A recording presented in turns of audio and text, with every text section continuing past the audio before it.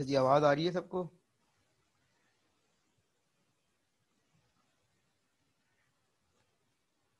अब देखें, ये जो कुछ चीजें लिखी हुई हैं इसको डिस्कस कर लेते हैं कि ये क्या होती हैं और किस तरीके से काम करती हैं। सबसे पहली चीज है स्टोकास्टिक हिल क्लाइंबिंग, फिर है फर्स्ट चॉइस हिल क्लाइंबिंग, और फिर है आपके पास रैंडम रीस्टार्ट।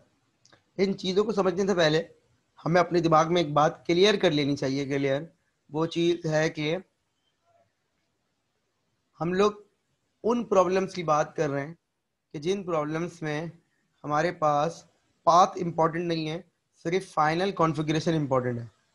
तो हम लोग पहले इस चीज़ को क्लियर कर लें कि हमारे दिमाग में जो अगर कोई और चीज़ है तो उसको निकाल दें।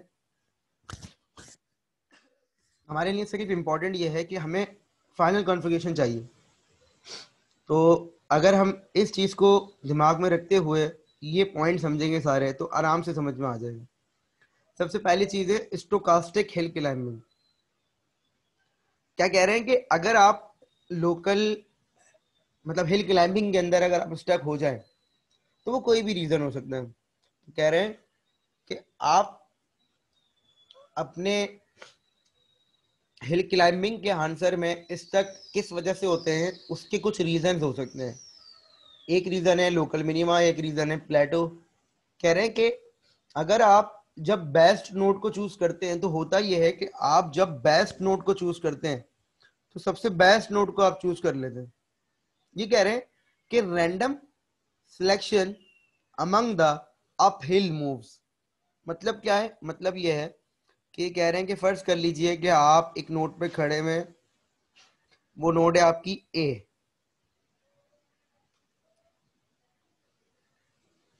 इसके ये 1 2 3 4 ये आपके डिफरेंट चाइल्ड हैं। अब मैं इनकी वैल्यूज के हिसाब से अगर आपको समझाऊं, फर्ज करें वैल्यूज के हिसाब से समझते हैं। तो फर्ज कर रहे हैं आप 12 नोड पे खड़े में, इसके ये 4 चाइल्ड हैं। इसकी वैल्यू है 13, इसकी वैल्यू है 14, इसकी वैल्यू है 21 और इसकी वैल्यू है 18। सपोज कर लीजिए सपोज कर लीजिए कि आपके लिए यहाँ पर मैक्सिमम वैल्यू अच्छी है। क्लियर? सपोज कर लीजिए कि आपके लिए यहाँ पर जो वैल्यू अच्छी है वो कौन सी है? मैक्सिमम वाली। ये बात समझ लें कि यहाँ हम मैक्सिमम वैल्यू की बात कर रहे हैं। ठीक है। अब अगर हिल क्लाइंबिंग होता तो वो किसे चूज करता? वो चूज करता है 18 को। ऐसा ही है, वो चूज करता है इस वैल्यू को, सॉरी 21 को। वो 21 को चूज करता। हाँ 21 को चूज करता, ठीक है ना, 21 को चूज करता। लेकिन ये क्या कह रहे हैं कि देखिए, जब आप, ये अजम्पशन है, हिल क्लाइंबिंग चेंज नहीं हो रहा, हिल क्लाइंबिंग वही है। ये कह रहे हैं कि आप सबसे बेस्ट को चूज ना करें, आप random selection among the uphill moves कर लें। मतलब जो जो फर्ज करें, मैं एक चीज चेंज कर रहा हूं यहाँ पर। फर्ज करें ये 10 है, फर्ज करें कि ये जो है 10 है, ये वाली वैल्यू 10 है। तो अब बताएं 12 से बेहतर कितने आंसर मौजूद है? 3। 12 से बेहतर कितने आंसर मौजूद है? 3। ये कह रहे हैं कि इसमें से कोई भी एक रैंडम चूज कर लो। जरूरी नहीं है कि सबसे बेस्ट को चूज करो, कोई भी रैंडम चूज कर लो, क्योंकि हमारा अल्टीमेट टारगेट तो यही है ना कि हमें बेहतर मिले। हम अगर अगर हम हिल पे चढ़ रहे हैं तो हिल पे चढ़ने के लिए हम इतने लंबे स्टेप ना लें, हम छोटे स्टेप भी ले सकते हैं, तब भी हम ऊपर तो चढ़ेंगे ना। कॉन्सेप्ट इनका ये बात समझ में आ रही है? इससे फायदा क्या होगा? इससे फायदा ये होगा कि इट माइट बी पॉसिबल कि 21 पे जाने के बाद हो सकता है हमारे पास कोई ऑप्शन ना हो, लेकिन अगर हम रैंडम सिलेक्शन करें तो, अगेन मैं कह रहा हूं, रैंडम सिलेक्शन का मतलब होता है रैंडम। रैंडम का मतलब ये नहीं है कि आप 14 लें, रैंडम का मतलब ये नहीं है कि आप 18 लें, कोई भी आ सकता, हो सकता है 21 दोबारा आ जाए। तो थोड़े बहुत चांसेस आपके क्या हो जाएंगे, बढ़ सकते हैं कि आप स्टक ना हो जब आप स्टेप्स को रैंडम चूज कर रहे होंगे। ये पॉइंट समझ में आ गया?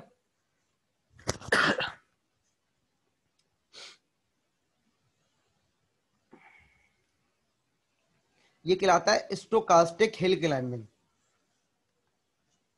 ये कहलाता है स्टोकास्टिक हिल क्लाइंबिंग। क्लियर हो गई बात? अच्छा जी, स्टोकास्टिक हिल क्लाइंबिंग ये कहता है।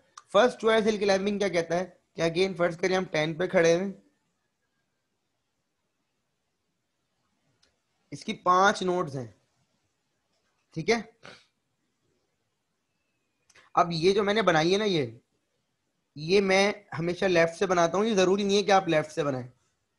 क्या कह रहे हैं ये कह रहे हैं कि stochastic hill climbing by generating successor randomly until a better one is found. क्या कोई मुझे समझा सकता है कि क्या कह रहे हैं?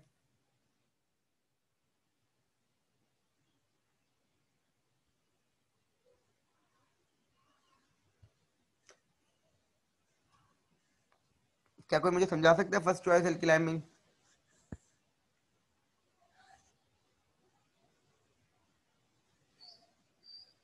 हाँ बिल्कुल, इसके चाइल्ड को आप रैंडमली जनरेट करें। फर्स्ट करें मैंने ये चाइल्ड जनरेट किया, इसकी वैल्यू आ गई 7। तो चूंकि ये इससे बेहतर नहीं है तो अब मैं दूसरा जनरेट करूंगा। फर्स्ट करें मैंने ये जनरेट किया, इसकी वैल्यू आ गई 13। तो मैं आगे नहीं जाऊंगा, इधर भी चाइल्ड है, इधर भी चाइल्ड है, इधर भी चाइल्ड है, इधर भी है, इधर भी और भी चाइल्ड है, लेकिन जहां मुझे पहला बेहतर मिल जाएगा मैं उसी को फर्दर चूज कर लूंगा। क्लियर हो गई बात? स्टोकास्टिक में मैं क्या कर रहा था? स्टोकास्टिक में मैं ये कर रहा था कि मैं सबको एक साथ जनरेट कर रहा था, मतलब, और उसमें से रैंडम, उसमें से मैं बेस्ट चूज करके उनमें से रैंडम निकाल रहा था। हो सकता है 13 बेस्ट ना होता, मुझे मिल जाता 11। तो मैं 11 को चूज कर लेता। समझ में आ रही है बात? हो सकता है यहाँ पर 31 रखा हुआ है, लेकिन चूंकि मैंने ओपन ही नहीं किया तो मैं 11 को चूज कर लेता। हालांकि बेस्ट, सबसे बेस्ट क्या है 31, लेकिन चूंकि मैं फर्स्ट चॉइस हिल क्लाइंबिंग लगा रहा हूँ तो फर्स्ट चॉइस हिल क्लाइंबिंग से ऐसे काम हो रहा है। क्लियर हो गई बात?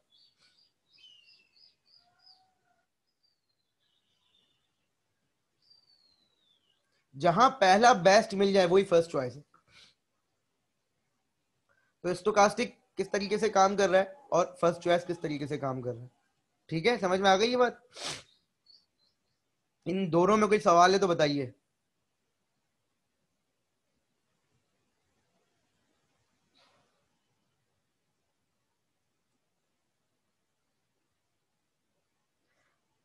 अच्छा जी, मेक इट क्लियर अगेन कि हम कौन सी प्रॉब्लम्स कर रहे हैं जिनका सॉल्यूशन इंपॉर्टेंट है, पाथ इंपॉर्टेंट नहीं है।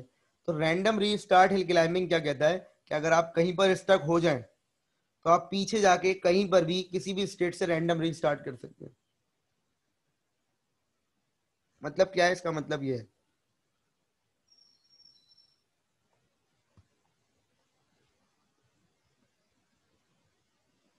इसका मतलब ये है कि अगर आप कहीं फंस गए तो आप पीछे किसी रैंडम स्टेट पे चले जाएं और वहां से दोबारा स्टार्ट कर लें। अगर आप यहाँ कहीं फंस गए तो आप यहाँ चले जाएं, कहीं कहीं से भी आप स्टार्ट कर लें, क्योंकि हम आपसे ये कह रहे हैं कि आपका पाथ इंपॉर्टेंट नहीं है, हमारे लिए क्या चीज इंपॉर्टेंट है? सिर्फ और सिर्फ आंसर इंपॉर्टेंट है। क्या ये बात समझ में आ गई?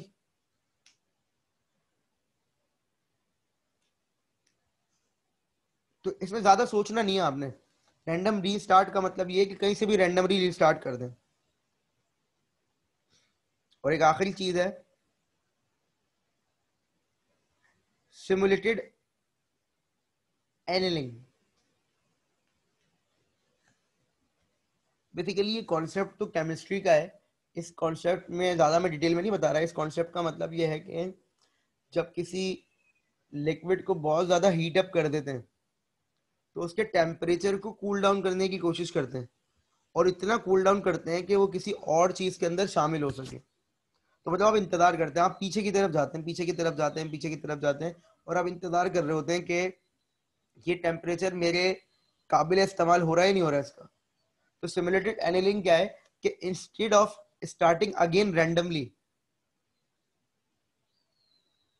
बेटा इसमें ऑप्टिमल की तो बात ही नहीं है ना, बिल्कुल भी नहीं है। इसमें तो हमने बात ही नहीं की अभी तक कि हमें ऑप्टिमल आंसर चाहिए नहीं चाहिए। ऑप्टिमल तो हम जब निकालते हैं ना आंसर, जब हम पाथ को कैलकुलेट कर रहे होते हैं। हम तो पाथ को कैलकुलेट ही नहीं कर रहे हैं, यहाँ पर कंसीडर ही नहीं कर रहे हैं। सही है। अब देखिए सिमुलेटेड एनीलिंग समझा रहा हूँ। फर्ज कर लीजिए कि मैं यहाँ हूँ, मैं यहाँ हूँ,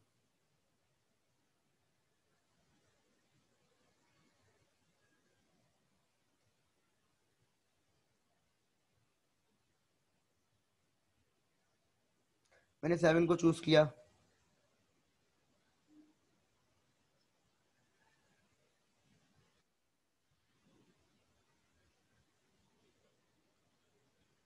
मैंने 9 को चूज किया, ठीक है। इस तरीके से मैं इसको कंसिडर कर रहा हूं।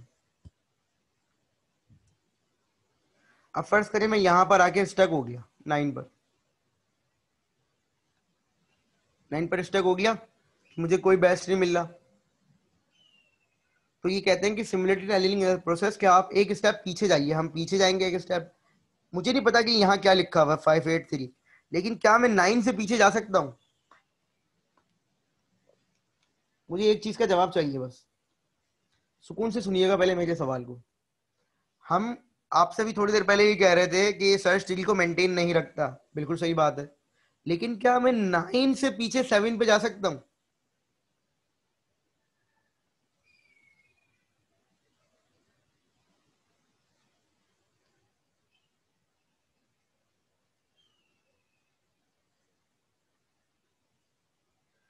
हेलो जी, आवाज आ रही है? आप इसको इस तरह से कंसिडर करें कि मैं आपको समझाता हूँ। ये देखिएगा, मैं ये बात कर रहा हूँ,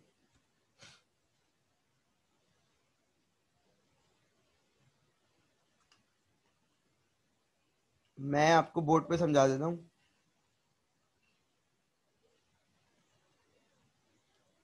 ये देखें, फर्ज करें कि मैं यहाँ खड़ा हूँ 3 पे, और मैं इधर, मैंने ये बनाए, मैंने 7 चूज किया, फिर मैं 9 पे गया, मैंने 9 पे 11 चूज किया, मैं यहाँ के स्टक हो गया। अब मुझे सर्च ट्री मैंने मेंटेन नहीं की हुई, लेकिन जब मैं कहीं गाड़ी चला रहा होता हूँ या बाइक चला रहा होता हूँ, मैं अगर यहाँ से यहाँ गया हूँ, तो क्या बी के ऑप्शन में मेरे पास वापस ए जाना नहीं होता? होता है ना? मैं चूज नहीं करता, मैं सी पे चला जाता हूँ और वहां से आगे बढ़ जाता हूँ, लेकिन क्या बी के ऑप्शन में मेरे पास वापस ए जाना होता है या नहीं होता? होता है ना? तो यही चीज मैं आपको यहाँ समझा रहा हूँ कि अगर फर्ज करें मैं यहाँ पर स्टक हो गया हूँ, तो क्या 11 से वापस मैं 9 पे जा सकता हूँ? जा सकता हूँ ना? अब ये फर्ज करें यहाँ लिखा होता 3, यहाँ लिखा होता 2, यहाँ लिखा होता 5, यहाँ लिखा होता 6, मैंने 9 से 11 चूज किया था, जब मैं 11 से दोबारा 9 पे जाऊंगा तो मेरे पास 11 वाला ऑप्शन तो खत्म हो गया, लेकिन 3, 2, 5, 6 मौजूद है। तो क्या 9 से बेहतर यहाँ कोई मौजूद है?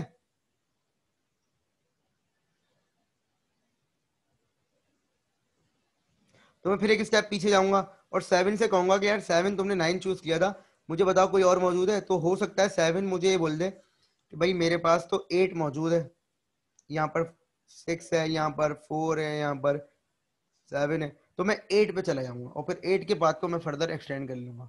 ये बात समझ में आई? बेसिकली मैं स्टेप्स को बैकवर्ड ले रहा हूँ, जब तक मुझे कोई और ऑल्टरनेटिव बेहतर नहीं मिल रहा। समझ में आ गई ये बात? आप एक एक स्टेप पीछे जाते रहते हैं, आपने ट्री मेंटेन नहीं की हुई, लेकिन जिस नोट पे आप खड़े हुए हैं उससे पीछे तो आप जा सकते हैं ना, उसके लिए आपको ट्री को मेंटेन करने की जरूरत नहीं होती। क्लियर हो गई बात? जिस नोट पे आप खड़े हुए हैं उससे आप पीछे जा सकते हैं, उसके लिए आपको ट्री याद रखने की जरूरत नहीं है। देखें, मैं 11 से 7 पे नहीं गया, मतलब मैं 11 से 7 पे नहीं गया डायरेक्ट, आप बोले सर 11 से, मैं 11 से 9 पे गया हूँ जो कि मौजूद था, फिर 9 से मुझे 7 पे जाना आसान लगा। मैं 3 पे भी जा सकता था, लेकिन मैं डायरेक्ट नहीं जा सकता। आप बोले सर 11 से डायरेक्ट 3 पे जंप कर जाए, ऐसा पॉसिबल नहीं है, क्योंकि आपने रिकॉर्ड ही मेंटेन नहीं किया हुआ। हाँ, आप अपने एक स्टेप पीछे तो जा सकते हैं, लेकिन 2 स्टेप पीछे नहीं जा सकते डायरेक्ट। तो एक स्टेप फिर एक स्टेप, तो 2 स्टेप होंगे। क्या ये पॉइंट समझ में आ गया सबके?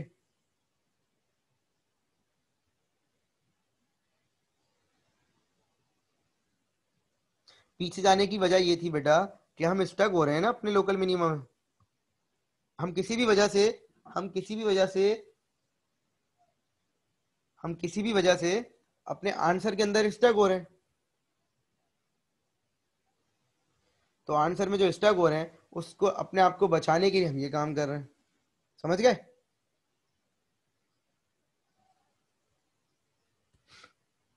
कोई सवाल यहां तक?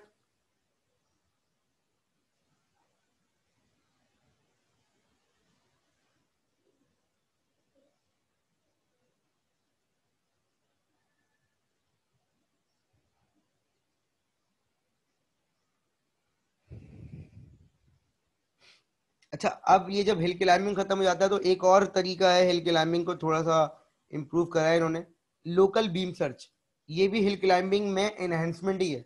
तो इस तरीके से ये अलग एल्गोरिथम बन गया है local beam search. Local beam search की लॉजिक क्या है कि ये कह रहे हैं कि भाई हिल क्लाइंबिंग ये कहता है कि एक नोड को आप हमेशा ना अपने पास रखो करंट नोड में। ये लोग कहते हैं कि भाई एक नोड क्यों रख रहे हो, एक से ज्यादा रख लो।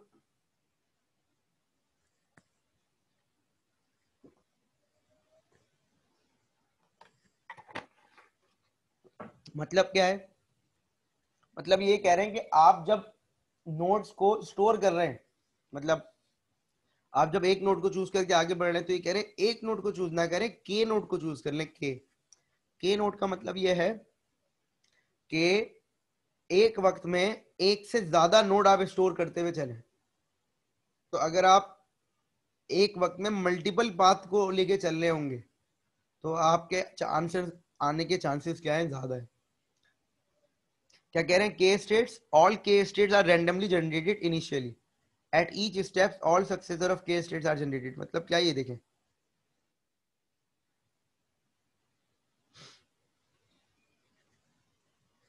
If anyone is a goal then halt, else select the K pair success. मतलब क्या, ये देखें, मैं यहाँ पे खड़ा हूँ, फर्ज करें इसमें के की वैल्यू 2 है, फर्ज करें कि के की वैल्यू 2 है, तो ये इस वक्त इनिशियली दो ही नोट्स थी तो इसने दोनों को ओपन कर लिया। अब ये यहाँ 9 और 11 दोनों को ओपन किया, अब इनके 4 चाइल्ड आ गए, सही है। अब इन 4 में से, ओवरऑल 4 में से बेस्ट 2 चूज कर लो।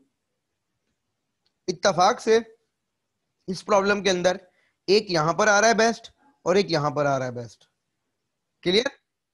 तो फिर इन दोनों को चूज करा, इन दोनों के भी दो दो चाइल्ड थे, तो एक यहाँ इत्तेफाक से एक यहाँ आ रहा है, एक यहाँ आ रहा है, लेकिन ये जरूरी नहीं है, हो सकता है कि दोनों एक ही जगह पे आ रहे होते। मतलब क्या कहना चाह रहा हूं मैं, मतलब ये कहना चाह रहा हूं कि फर्ज करें यहाँ लिखा हुआ होता 3, तो फिर मैं इसे ओपन नहीं करता, मैं इसको फर्दर ओपन करता। समझ रहे हैं आप ये बात। तो ओवरऑल में से दो बेस्ट चूज करने हैं, इसका मतलब ये नहीं है कि एक इधर से चूज करना और एक इधर से चूज करना है। इस प्रॉब्लम के अंदर एक इधर से एक इधर से आ रहा था, लेकिन आपने ओवरऑल में से क्या चूज करना है, के बेस्ट चूज करना है। क्या ये बात समझ में आई।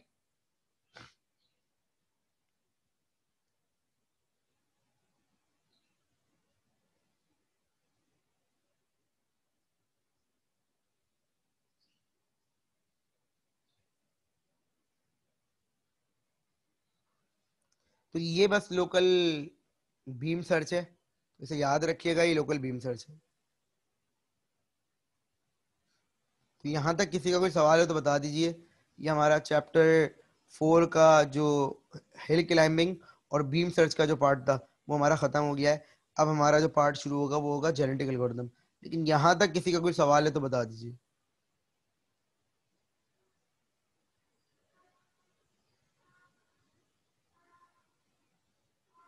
के की चॉइस के की चॉइस ब्रांचिंग फैक्टर के हिसाब से डिसाइड हो सकती है।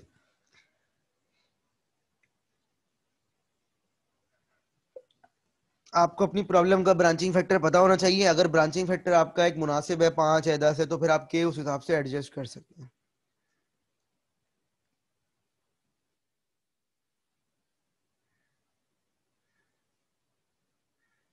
कोई सवाल है बेटा यहां तक।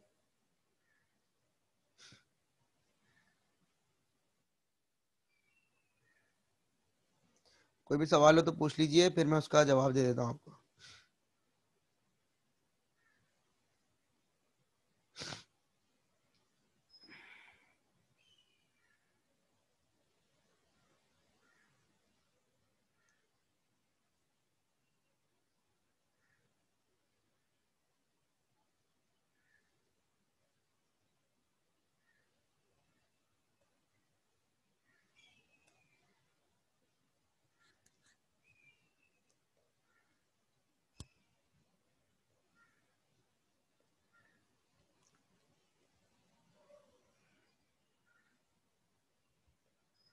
चलें फिर, ठीक है, एक काम करते हैं, मैंने आपका क्विज अपलोड कर दिया है, आप लोग क्विज कीजिए। 10:15 तक का टाइम है क्विज का।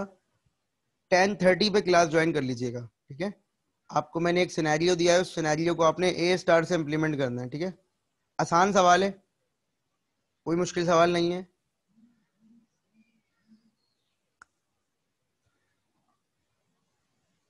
तो आप लीव कर सकते हैं और 10:15 तक का टाइम है। क्लास ज्वाइन कीजिएगा 10:30 पे, 15 मिनट का ब्रेक हो जाएगा उसके बाद। तो अभी आधे घंटे का टाइम मैंने आपको दिया क्विज में, आप लीव कर सकते हैं, ठीक है। गूगल क्लासरूम पे मौजूद है क्विज, गूगल क्लासरूम का कोड LMS पे मौजूद है। All the best. कोई सवाल हो तो बता दीजिएगा मुझे, क्विज से मुतालिक नहीं, टॉपिक से मुतालिक। All the best.